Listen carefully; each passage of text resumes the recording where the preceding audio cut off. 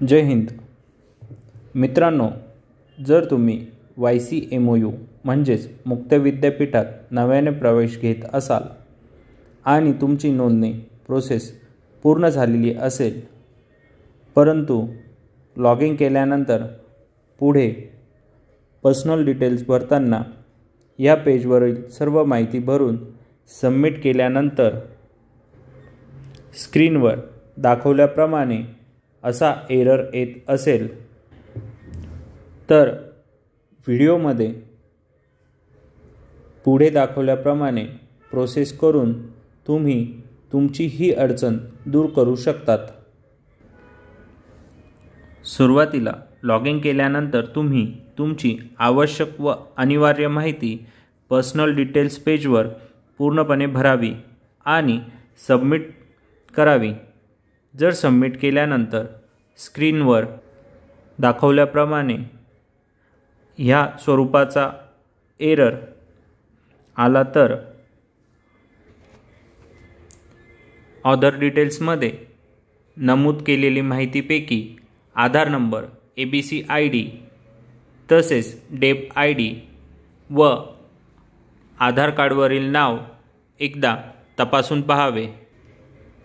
इथे तुम्हाला name as on printed Aadhaar card DEB ID या रकान्यात नमूद केलेले नाव काळजीपूर्वक नमूद करायचे आहे।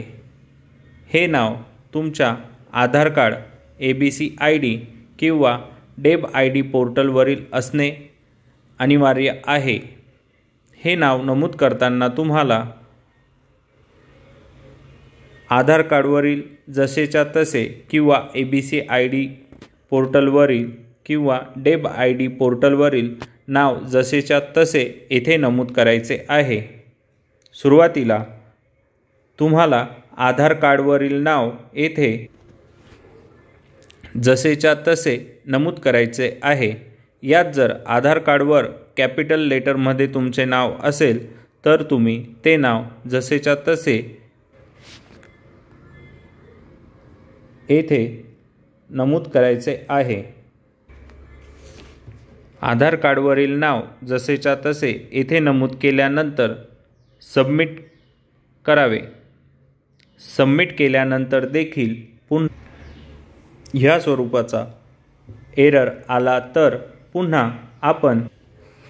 तुम्ही तुमच्या ABC ID पोर्टलवरील नाव जसेच्या तसे ऑदर डिटेल्समधील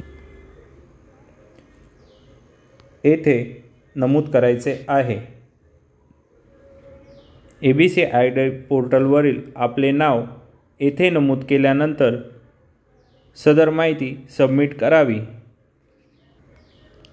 सबमिट केल्यानंतर पुन्हा या स्वरूपाचा मेसेज एरर आला तर पुन्हा तुम्ही डेब ID पोर्टलवरील नाव कॉपी करून ऑदर डिटेल्सच्या under name as on printed Aadhaar card और डेब ID समोरील रकान्यात नमूद करायचे आहे। नमूद केल्यानंतर सबमिट करावे। जर डेब ID आपला जनरेट नसेल तर तो समोर दिलेल्या लिंकचा वापर करून जनरेट करून घ्यावा व डेब ID पोर्टलवरील नाव कॉपी करून येथे नमूद करावे।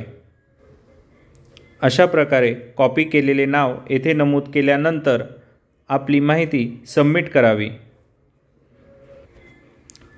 याने नक्कीच तुमची अडचण दूर होईल आणि तुम्ही पुढील प्रवेश अर्ज भरू शकाल। जर आधार कार्ड, ABC ID आणि डेब ID या पोर्टलवरील तुमचे नाव विसंगत असेल तर तुम्ही डेब ID पोर्टलवरील सहाय्यता केंद्राशी संपर्क करून आपले नाव संबंधित पोर्टलवर अद्ययावत करून घेऊ शकतात। हे अद्ययावत केलेले नाव इथे आपल्याला प्रवेशावेळी नमूद करून म्हणजेच अदर डिटेल्सच्या अंडर येणाऱ्या name as on printed Aadhaar card DEB I D या समोरील रकान्यात नमूद करून आपण आपल्याला येणारी अडचण दूर करू शकतात। धन्यवाद।